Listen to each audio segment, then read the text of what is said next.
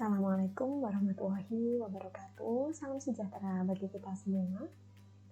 Berjumpa kembali di perkuliahan online mata kuliah manajemen pemasaran. Baik rekan-rekan sekalian, pada pertemuan kali ini kita memasuki pertemuan ke-9 ya. Adapun topik pembahasan kita yang akan kita bahas pada pertemuan kali ini yakni tentang strategi dan rencana pemasaran ya.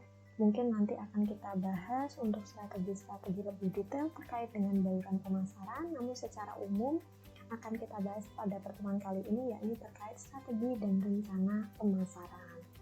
Adapun cakupan beberapa topik yang akan kita bahas diantaranya yakni pemasaran dan nilai pelanggan, kemudian perencanaan strategis korporat dan divisi, perencanaan strategis unit bisnis, dan juga bagaimana implementasi dari strategi bisnis atas beberapa konsep dari strategi dan juga rencana pemasaran yang ada.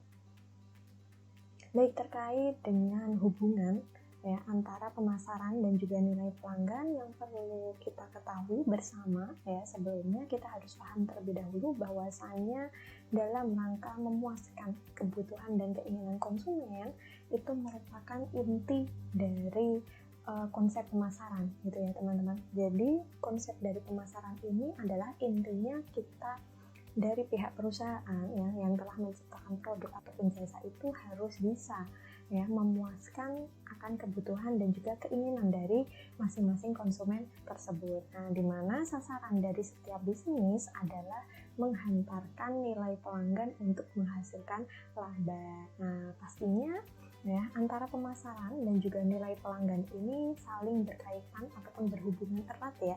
Tidak bisa dipisahkan bahwa saya untuk mencapai nilai pelanggan itu harus bisa menerapkan konsep pemasaran yang sesuai dengan strategi dan juga rencana yang telah matang. Nah, di mana pastinya inti utamanya adalah untuk memuaskan kebutuhan dan juga keinginan para konsumen. Di mana dalam ekonomi yang sangat kompetitif seperti halnya saat ini ya, di era globalisasi, semua perusahaan yang telah menciptakan produk ataupun jasa itu mau tidak mau harus bersaing ya, harus berkompetisi untuk bisa menciptakan pelanggan ataupun konsumen yang setia. Dimana dengan semakin banyaknya pembeli rasional ya, yang dihadapkan dengan segudang pilihan, tidak hanya pilihan pada produk yang kita hasilkan, tetapi pasti memiliki ataupun produk itu bisa saja diciptakan oleh perusahaan yang lain gitu ya. Nah, perusahaan hanya dapat meraih kemenangan dengan melakukan proses penghantaran nilai ya yang bagus serta memilih, menyediakan dan mengkomunikasikan nilai yang unggul. Jadi teman-teman sekalian ya, mungkin sebelumnya kita sudah membahas ya terkait bagaimana untuk bisa menciptakan hubungan pelanggan jangka panjang ya, terkait bagaimana bisa menciptakan nilai pelanggan, kemudian menciptakan kepuasan dan juga menciptakan loyalitas bagi pelanggan. Ini hubungannya sangat erat sekali. Sebelum kita membahas tentang strategi dan juga rencana pemasaran yang baik untuk bisa mencapai pasar sasaran ini ya, kita harus bisa paham terlebih dahulu ya, mengidentifikasi kaitannya ataupun hubungan dari pemasaran dan juga nilai pelanggan.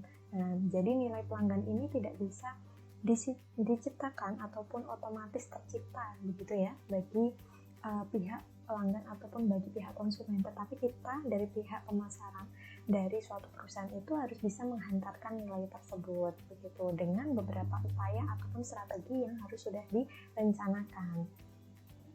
Kemudian proses penghantaran nilai ini bagaimana ya teman-teman, yakni diantaranya ada 3 hal tahapan dalam proses penghantaran nilai. Yang pertama yakni memilih nilai ya, yang yakni dengan merepresentasikan ya pekerjaan rumah, dalam artian di sini adalah tugas dan tanggung jawabnya ya dari pihak pemasaran yang harus dilakukan sebelum produk dibuat. Jadi masing-masing pihak ataupun masing-masing orang ya, individu yang ada dalam bagian pemasaran ini harus tahu nih strategi apa yang bisa diterapkan untuk bisa menghantarkan nilai. Nah, jadi harus mengenal terkait dengan tugas dan tanggung jawabnya untuk bisa menghantarkan pada nilai-nilai pelanggan. Kemudian yang kedua yakni menyediakan nilai ya, setelah memilih nilai tadi kemudian menyediakan nilai, di mana pemasaran harus menentukan ya fitur dari produk tertentu, harga, dan juga distribusi. Harus ditetapkan ini.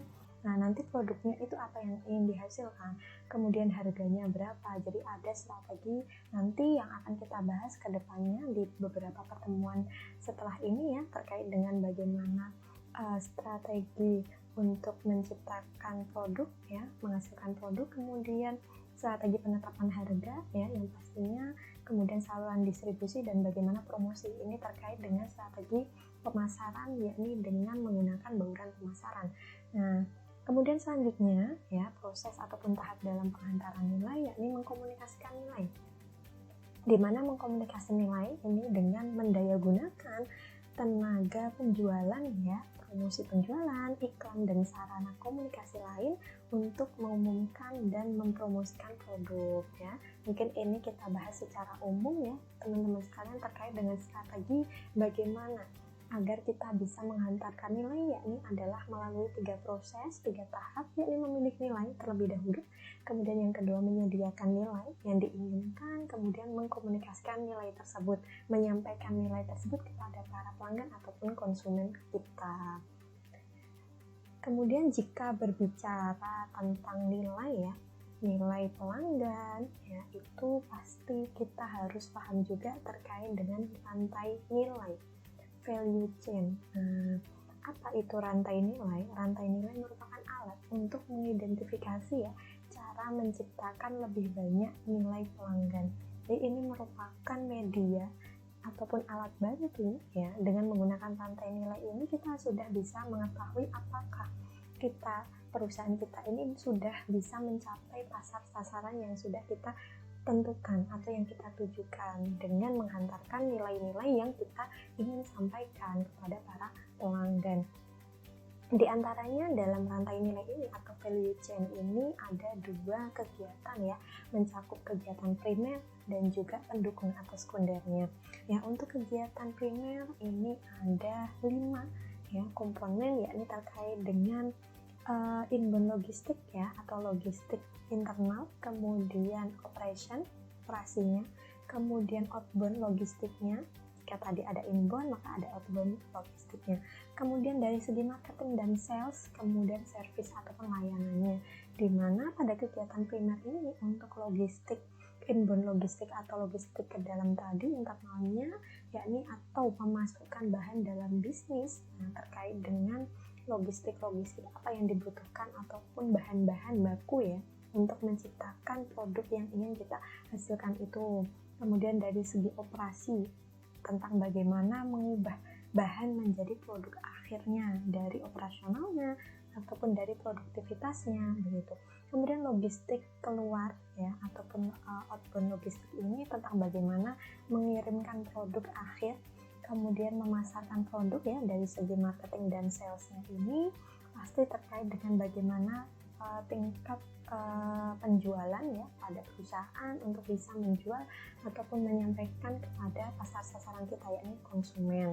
Kemudian memberikan layanan produk terkait dari service ya, dimana pada kegiatan primer ini berkaitan ataupun bersinggungan langsung dari proses pemasaran untuk mencapai pasar sasaran ataupun nilai yang kita inginkan bagi para pelanggan. Kemudian selain kegiatan primer ya, pastinya ada kegiatan pendukung lainnya. Apa saja? Yakni mencakup 4 hal ya. Ada yakni adalah pengadaannya ya, kemudian terkait juga pengembangan teknologinya ya, kemudian terkait dengan manajemen sumber daya manusianya ya. Produk itu kan tidak bisa dihasilkan secara sendiri ya, walaupun mungkin dengan bantuan mesin, tetap di situ membutuhkan sumber daya manusianya. Apakah mereka memiliki keterampilan yang dibutuhkan, kompetensi yang dibutuhkan bagi perusahaan untuk bisa menciptakan produk yang diinginkan, yang nantinya sampai kepada konsumen sesuai dengan kebutuhan mereka begitu. Jadi SDM pun di sini ataupun orang-orang yang ada di dalamnya sangat mempengaruhi bagaimana rantai nilai yang dihasilkan pada perusahaan tersebut. Kemudian yang keempat yakni terkait dengan infrastruktur ya. Dari infrastruktur perusahaan ini mencakup apa saja, yakni diantaranya dari biaya manajemen, entah itu dari biaya manajemen ataukah yang biaya manajemen umum ataukah yang lainnya, kemudian dari segi perencanaannya ya, kemudian keuangannya, akuntansi, hukum, dan juga hubungan dengan pemerintah ataupun terkait dengan regulasi ataupun terkait dengan hukum-hukum yang diberlakukan dari kebijakan pemerintah ataupun memang legal atau regulasi yang dihasilkan dari perusahaan itu tersebut ya, berdasarkan ketentuan-ketentuan yang telah disepakati dari pihak internal perusahaan, dari pihak manajemen dan juga pihak SDM yang berkaitan langsung dengan produktivitas perusahaan untuk bisa menciptakan produk dan juga jasa yang ditentukan. Jadi ini rekan-rekan sekalian ya, terkait dengan hubungan dari rantai nilai untuk bisa kita mengkomunikasikan atau menciptakan nilai bagi pelanggan, di mana perusahaan pun harus memperhatikan dari segi kegiatan primernya ya, dan juga dari segi kegiatan pendukungnya begitu. Kemudian selanjutnya kita membahas tentang kompetensi inti ya, agar perusahaan ini kita bisa dianggap kompeten ya, agar perusahaan ataupun produk yang kita hasilkan ini bisa bersaing di sektor ataupun industri tertentu gitu ya. Kuncinya adalah harus memiliki serta memelihara sumber daya dan kemampuan utama yang merupakan inti setiap usaha. Pasti ya, sumber daya, entah itu sumber daya manusia ataupun sumber daya bahannya, sumber daya yang dibutuhkan dalam pengelolaannya itu harus dipelihara dengan baik dan juga harus dimiliki dengan baik, dan juga keterampilan-keterampilan pastinya yang ikut andil dalam produktivitas perusahaan untuk bisa menciptakan produk dan jasa yang telah ditetapkan. Di mana 3 karakteristik dari kompetensi ini adalah mencakup yang pertama tentang kompetensi inti ya, di mana merupakan sumber keunggulan kompetitif karena memberikan sumbangan besar pada manfaat anggapan pelanggan. Kemudian yang kedua, kompetensi inti ini dapat diterapkan pada berbagai pasar ya. Jadi tipe ataupun karakteristik dari kompetensi inti ini yang tadi ya adalah memberikan sumbangan besar ya pada manfaat pelanggan. Kemudian dari kompetensi inti ini dapat diterapkan pada berbagai pasar ya, tidak hanya misalkan pasar persaingan sempurna atau pasar oligopoli saja, tidak, tapi semua jenis pasar ini bisa diterapkan, maka itu bisa disebut sebagai kompetensi inti. Kemudian yang ketiga, yakni karakteristik lainnya adalah kompetensi inti sulit ditiru oleh pesaing. Nah ini mungkin yang sedikit berbeda ya, yang menjadi poin penting bahwa saya ketika kita menciptakan produk itu kan pastinya menginginkan hal yang berbeda ya dibandingkan dengan produk-produk yang telah ada, terutama dari perusahaan yang sejenis ya, dalam kaitannya untuk bisa menciptakan nilai bagi pelanggan itu agar kita bisa menjadi ataupun memiliki kompetensi inti. Di antara ini rekan-rekan sekalian dari karakteristik ataupun tipe yang dimiliki oleh kompetensi inti. Manakah perusahaan yang nantinya ingin kita ciptakan itu menjadi perusahaan yang bagaimana? Ya, itu ya, jika kita ingin menjadi atau bisa menciptakan perusahaan yang memiliki kompetensi inti ini, karakteristiknya ada 3 hal tersebut yang perlu diperhatikan. Kemudian di sini kita bahas sedikit yakni terkait dengan bagaimana konsep dari pemasaran holistik ya, walaupun nanti akan kita bahas secara detail di pertemuan selanjutnya, namun kita bahas secara umum saja di sini hubungan dari orientasi pemasaran holistik dan juga nilai pelanggan. Nah, mengapa pemasaran holistik ini, konsep dari salah satu pemasaran, yakni pemasaran holistik ini berkaitan atau bisa berkaitan erat dengan nilai pelanggan. Perlu kita ketahui bahwasannya orientasi pemasaran holistik ini dapat memberikan pengertian yang mendalam ya tentang merebut nilai pelanggan. Jadi untuk bisa mencapai pasar sasaran yang kita inginkan, untuk bisa menghantarkan nilai pelanggan itu, kita bisa menerapkan dengan konsep pemasaran holistik, di mana pemasar holistik berhasil dengan mengelola jaringan nilai unggul yang menyerahkan satu level mutu yang tinggi, jasa dan kecepatan produk. Kemudian selain itu, pemasar holistik ini mencapai pertumbuhan yang menghasilkan laba dengan memperluas pangsa pasar pelanggan, membangun kesetiaan pelanggan, dan merebut nilai seumur hidup pelanggan. Jadi di antaranya keunggulan-keunggulan yang dimiliki dari pemasaran holistik ini kaitannya itu sangat berhubungan erat dengan nilai pelanggan yang ingin diciptakan oleh suatu perusahaan. Begitu ya teman-teman. Mungkin hanya ini sekadar pengenalan sedikit, yaitu di mana konsep pemasaran holistik ini bisa diterapkan perusahaan untuk bisa menjadi salah satu strategi ya, bisa menghantarkan nilai bagi pelanggan. Nah, apa saja kira-kira dalam menghantarkan upaya untuk bisa menghantarkan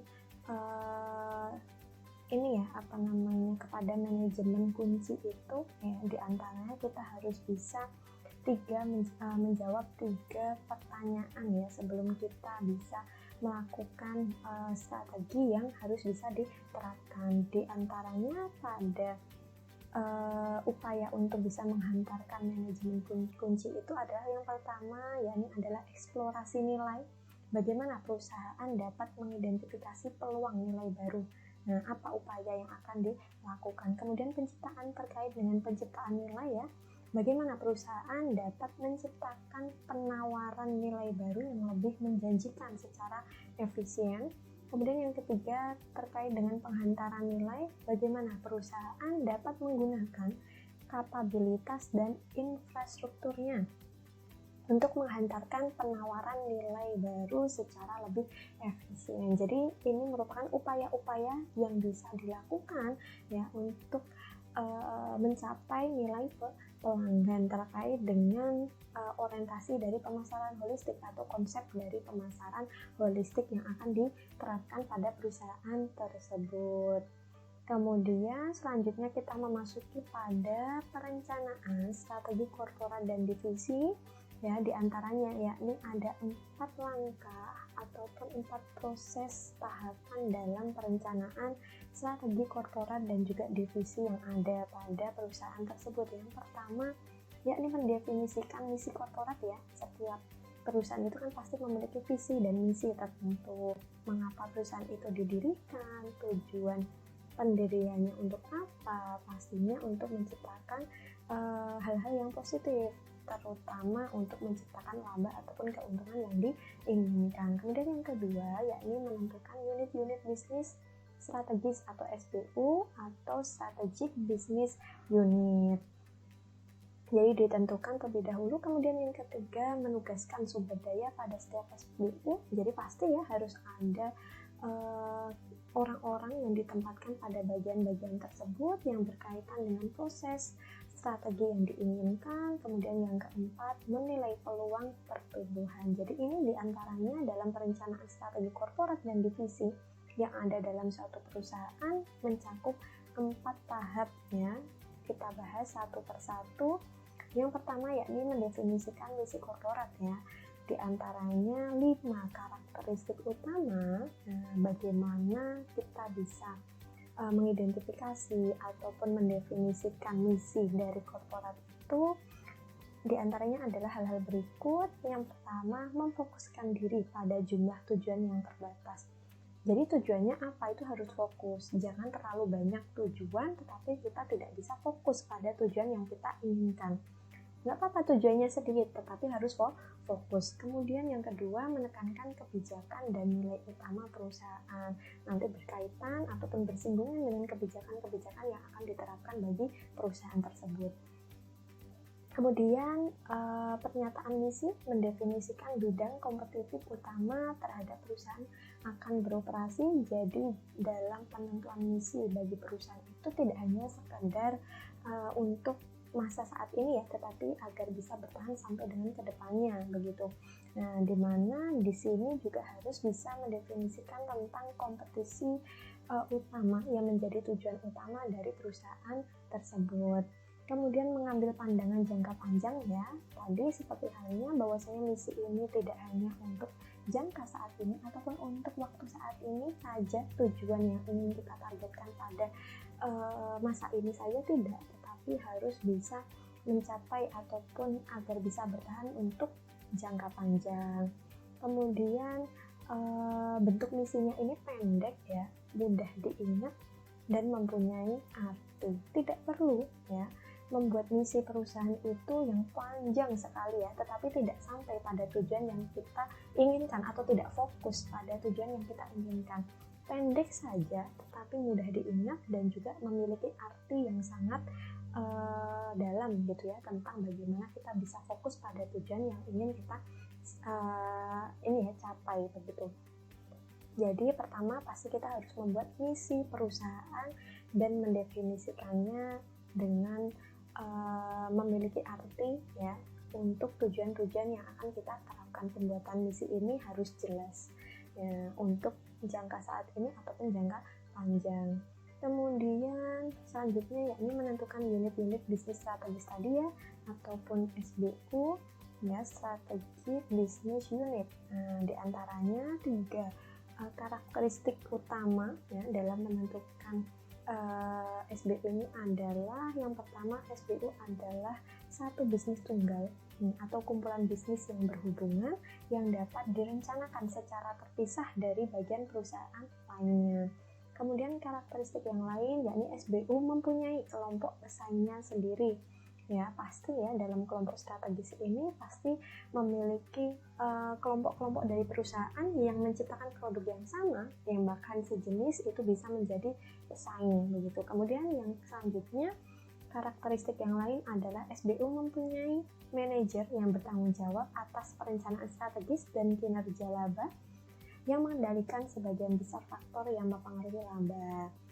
Oke, itu tadi teman-teman sekalian, diantaranya karakteristiknya utama dalam menentukan unit-unit bisnis strategis yang harus kita ketahui sebelum merencanakan atau membuat rencana dan strategi pemasaran.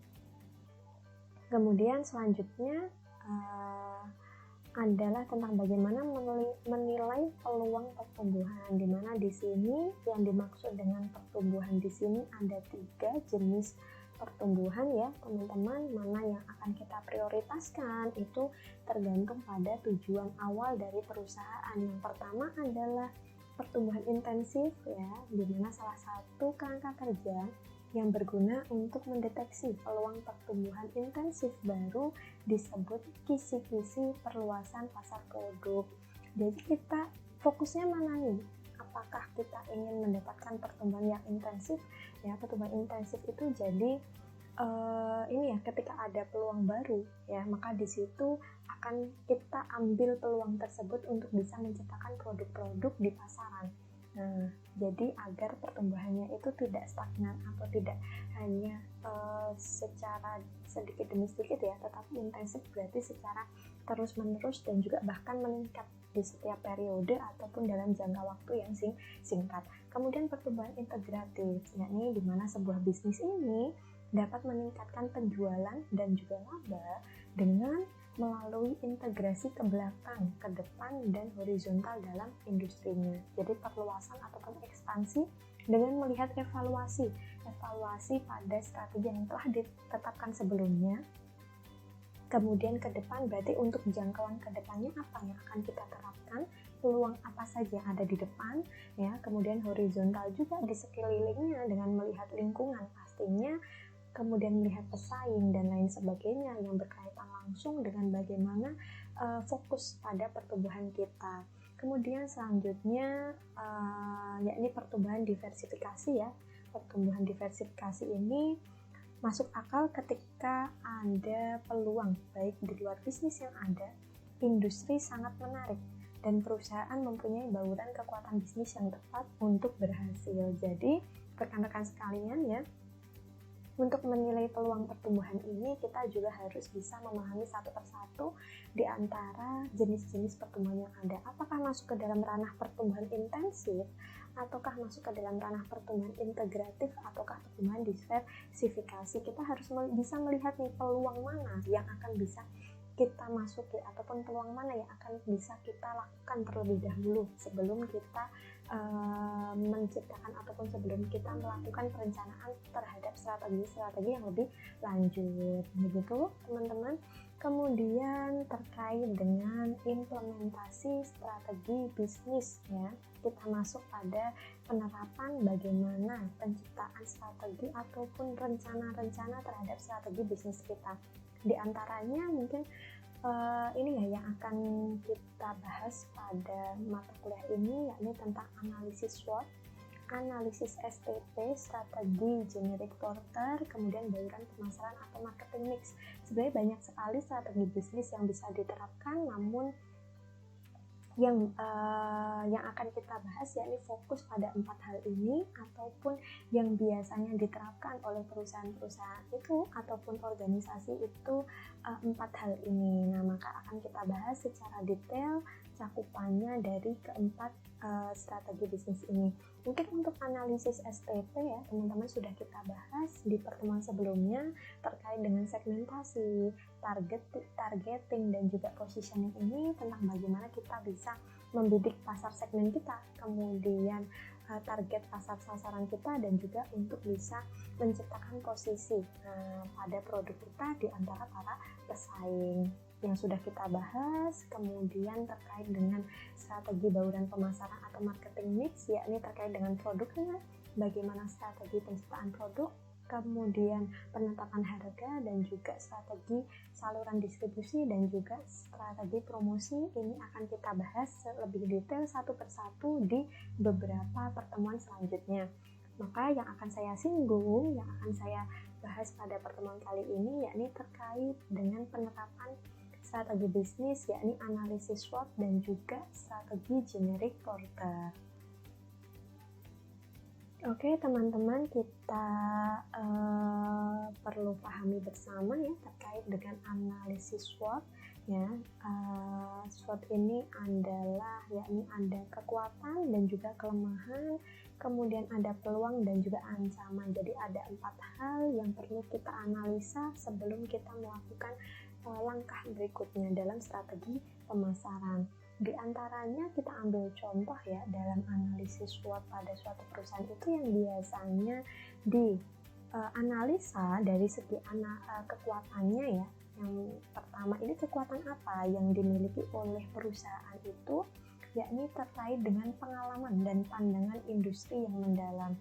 Nah, kemudian desain produk yang kreatif namun praktis. Nah, ini masuk ke dalam analisa kekuatan. Oh, ternyata perusahaan kita memiliki kekuatan dari segi desain produknya yang berbeda dengan produk yang dihasilkan oleh kompetitor begitu ya, ataupun pesaing gitu. Kemudian yang ketiga yakni terkait dengan penggunaan model bisnis yang efisien dan fleksibel. Kita menggunakan model bisnis yang lebih fleksibel nih. Jadi agar sampai pada pelanggan atau konsumen itu kita menggunakan mungkin ini ya saluran distribusi, ataukah mungkin pengiriman secara langsung, jadi tidak membebankan bagi pembeli saat ingin mengkonsumsinya. Jadi dengan hal-hal yang relatif lebih fleksibel dan juga efisien, sehingga bisa menjangkau ya masyarakat luas, entah itu karena adanya hambatan geografis ya yang berbeda dengan wilayah ataupun kota, namun bisa kita terapkan ya karena kita memiliki strategi ataupun model bisnis yang efektif dan juga efisien, dan juga pasti fleksibel. Jadi ini merupakan kekuatan yang bisa menjadi elemen penting bagi perusahaan agar bisa bersaing dengan para kompetitornya. Kemudian yang lain contohnya dari segi kelemahan ya, setelah kita mengidentifikasi ataupun menganalisa kekuatan dari kekuatan kita gitu, maka kelemahan apa sih yang kita miliki atau kelemahan pada perusahaan kita itu apa? Biasanya yang ditemukan dari kelemahan itu adalah adanya ketergantungan terhadap modal luar untuk menumbuhkan bisnis. Jadi yang mungkin belum bisa menghasilkan ataupun bisa menciptakan modal secara mandiri, yang masih tergantung pada investor, itu biasanya menghambat atau menjadi kelemahan untuk bisa menjalankan produktivitas kinerja perusahaan begitu ya. Ketika ini menjadi hambatan, ya pastinya ini pun nanti akan mempengaruhi bagaimana proses produksi pada perusahaan tersebut. Nah, ketika stagnan ataupun bahkan modal dari luar itu tidak mensupport pada produktivitas kita, pastinya ya itu akan bisa menjadi titik terlemah bagi perusahaan kita gitu. Kemudian di antara yang lain adalah kurangnya pengecer, mungkin dalam saluran distribusi penyampaian kepada konsumen itu kurang adanya minat dari para pengecer, ataupun kita kurang bekerja sama dengan para penjual ya yang menghubungkan atau menyalurkan produk kita kepada para konsumen. Mungkin kita belum bisa menjangkau swalayan-swalayan yang ada, ataukah mungkin toko-toko retail yang ada gitu ya, untuk bisa di situ lebih mendekatkan produk kita kepada para konsumen atau pelanggan. Kemudian kesulitan mengembangkan merek. Nah, ternyata merek itu pun juga pasti ya menjadi elemen penting ya untuk bisa memposisikan produk yang kita ciptakan ini. Nah, di antaranya contoh dari kelemahan yang biasanya dihadapi oleh para perusahaan dalam menciptakan produk dan juga menghantarkan, mengkomunikasikan produk yang telah kita hasilkan tersebut.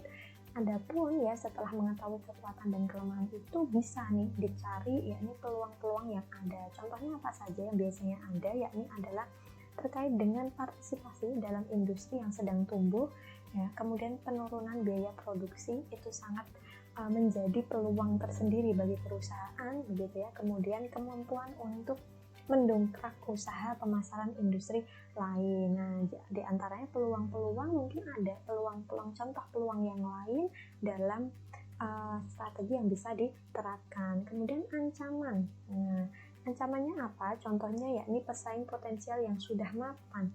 Ternyata kita memiliki kompetitor itu yang menciptakan produk itu sudah established, sudah survive, dan perusahaan itu tidak mengandalkan modal dari pihak luar. Misalkan dia sudah bisa berdiri sendiri dengan modal-modal yang dihasilkan dari perusahaan secara langsung. Nah, itu menjadi ancaman bagi kita ya, karena sudah potensial atau bahkan nanti saja dia seiringnya waktu itu bisa menjadi market leader. Nah, itu menjadi ancaman tersendiri bagi perusahaan.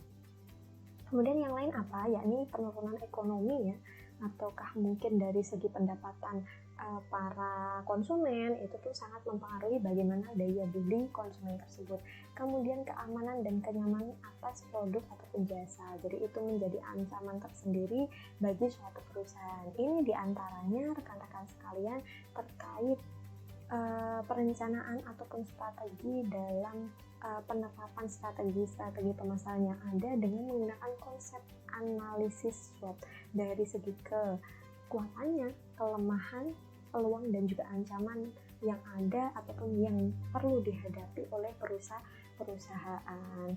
Begitu. Kemudian selanjutnya adalah kita membahas tentang strategi selanjutnya, yakni strategi generik dari Porter ya. Kita sudah tidak asing lagi ya bahwasanya Porter ini mengenalkan konsep strategi generik atau strategi umum yang bisa diterapkan dalam konsep-konsep pemasaran, yakni 3 hal ya yang menjadi fokus utama pada strategi generik Porter ini. Apa? Pertama, kepemimpinan biaya. Kedua, diferensiasi ya, atau adanya perbedaan dibandingkan dengan yang lainnya. Kemudian fokus. Nah, di mana pada kepemimpinan biaya ini perusahaan berusaha untuk mencapai biaya produksi dan distribusi yang rendah, bahkan yang paling rendah gitu ya, sehingga dapat menetapkan harga yang lebih murah dibandingkan pesaing dan dapat memenangkan pangsa pasar yang besar. Jadi kepemimpinan biaya di sini mungkin hal yang sangat mudah itu dengan menerapkan biaya yang ataupun harga yang paling rendah gitu ya dibandingkan dengan merek ataupun produk yang lainnya. Karena ketika konsumen itu melihat ya adanya harga yang lebih rendah ya, itu menjadi peluang tersendiri. Pasti mereka akan bisa ini ya, ataupun berupaya untuk membelinya, ataupun minat dari konsumen itu sangat tinggi ketika harganya di situ rendah. Ya, ini sudah sangat alami begitu ya di kalangan para konsumen dan sudah menjadi hal yang wajar begitu. Tidak menutup kemungkinan bahwasanya pasti konsumen itu menginginkan harga yang rendah namun dengan produk yang berkualitas, itu sudah pasti begitu ya, agar bisa mendapatkan harga yang sesuai. Maka dari strategi pemasaran yang diterapkan itu bisa mengupayakan untuk kepemimpinan biaya, yang pastinya ketika menetapkan harga yang lebih rendah itu pun harus juga diperhatikan apakah sesuai dengan biaya-biaya dari entah itu biaya variabelnya ya ataupun biaya tetap yang dikeluarkan untuk menghasilkan produk tersebut. Tidak mungkin ya kita bisa menetapkan harga yang murah jika biaya produksinya saja sudah mahal gitu ya. Jadi tetap harus dipertimbangkan ya, tidak hanya sekadar menentukan biaya ataupun harga yang lebih rendah, namun juga harus bisa mempertimbangkan biaya tersebut apakah sesuai dengan harga yang ditetapkan. Kemudian selanjutnya dari segi diferensiasi ya, adanya perbedaan ataupun hal-hal yang unik yang lainnya di mana bisnis yang berkonsentrasi pada kinerja unggul yang dicapai dengan cara unik dalam wilayah manfaat pelanggan penting yang dihargai oleh sebagian besar pasar. Nah, jadi di sini fokus atau konsentrasi perusahaan itu adalah terhadap kinerja yang unggul ya, yang ingin dicapai pasti dengan keberagaman ataupun hal yang berbeda. Ketika di situ ada sesuatu yang unik ya, yang dimiliki suatu produk ataupun merek tertentu, pasti orang akan minat nih, ingin tahu terlebih dahulu, ingin mengetahui. Nah, apakah produk ini benar-benar berbeda dibandingkan dengan produk yang lain. Jadi diferensiasi ini merupakan strategi yang sangat berpotensial ya, yang sangat potensial untuk bisa mencapai pasar sasaran yang kita inginkan. Nah, dari konsep strategi generic porter. Kemudian yang ketiga yakni adalah fokus ya. Lagi-lagi bahwasanya kita tidak bisa menerapkan strategi pemasaran yang baik jika kita tidak fokus pada apa hal-hal yang kita tujukan begitu. Di mana bisnis ini berfokus pada satu atau lebih segmen pasar yang lebih sempit. Nah, seperti halnya yang sudah kita bahas sebelumnya, ada STP yakni segmentasi, targeting, dan juga positioning. Untuk memilih satu di antara beberapa target yang sudah kita tetapkan itu sangat sulit ya. Kita akan fokus ke mana? Fokus ke perbedaannya ataupun fokus pada harganya. Nah, ini diantaranya dari beberapa konsep yang dikemukakan oleh Porter ya, terkait dengan strategi generik dalam rencana pemasaran. Nah, begitu. Jadi, manakah yang akan kita pilih dari segi kepemimpinan biaya, ataukah dari segi diferensiasi ya, ataupun hal yang berbeda, kemudian fokus. Nah, jadi tiga hal ini yang bisa diupayakan dalam strategi pemasaran yang bisa diterapkan atau bisa diambil kebijakannya bagi suatu perusahaan. Di antaranya strategi-strategi yang lainnya sudah kita bahas sebelumnya, yakni STP ya, segmentasi, targeting, dan juga positioning. Kemudian analisis SWOT tadi yang sudah saya jelaskan. Kemudian saat ini kita membahas tentang strategi generic porter. Adapun implementasi yang lainnya dalam strategi pemasaran yakni ada strategi ini ya, mix, marketing mix ataupun bauran pemasaran yang nantinya akan kita bahas dari setiap bauran pemasaran ini, entah itu dalam strategi penciptaan produk ya, kemudian penetapan harga, saluran distribusi, dan juga promosi itu akan kita bahas secara detail satu persatu di setiap pertemuan. Insya Allah nanti kita lanjutkan di pertemuan-pertemuan berikutnya begitu ya. Akan kita bahas secara detail terkait dengan rencana dan strategi pemasaran. Begitu teman-teman sekalian ya, terkait dengan apa yang saya sampaikan pada pertemuan kali ini, yakni tentang strategi dan rencana pemasaran. Harapannya setelah rekan-rekan sekalian menyimak materi ini, maka bisa memahami ya secara detail terkait strategi dan rencana apa yang bisa diupayakan untuk ataupun dalam kegiatan pemasaran ya, untuk menciptakan pelanggan ataupun untuk menciptakan konsumen ya, yang bisa ataupun yang senantiasa mengenal produk yang kita hasilkan ataupun jasa yang kita hasilkan. Nah, dengan strategi dan rencana pemasaran yang matang ini nantinya fokus perusahaan itu pun akan bisa sesuai dengan tujuan yang kita inginkan. Nah, karena pemasaran dan juga nilai pelanggan ini sangat berkaitan erat ya, memiliki hubungan satu sama lain, tidak bisa dipisahkan tentunya dengan serangkaian rantai nilai yang ada pada suatu perusahaan seperti yang sudah saya sampaikan tadi. Nah, semoga dari materi yang saya sampaikan ini bisa bermanfaat ya bagi rekan-rekan sekalian. Kita bisa memahami secara detail ya tadi cakupan-cakupan dari strategi dan rencana pemasaran. Nanti di pertemuan selanjutnya atau di beberapa pertemuan berikutnya akan kita bahas satu persatu ya terkait dengan strategi pemasaran yang diterapkan pada konsep bauran pemasaran ya, di mana bauran pemasaran ini terkait dengan 4P ya, produk, kemudian terkait dengan price atau harga, kemudian place ataupun lokasi ataupun saluran distribusinya, ataupun P yang keempat yakni adalah promotion atau promosinya. Nah, walaupun 4P ini dianggap masih strategi yang pemasaran yang tradisional ya, sedangkan saat ini sudah dikembangkan strategi pemasaran dari bauran pemasaran itu menggunakan 7P.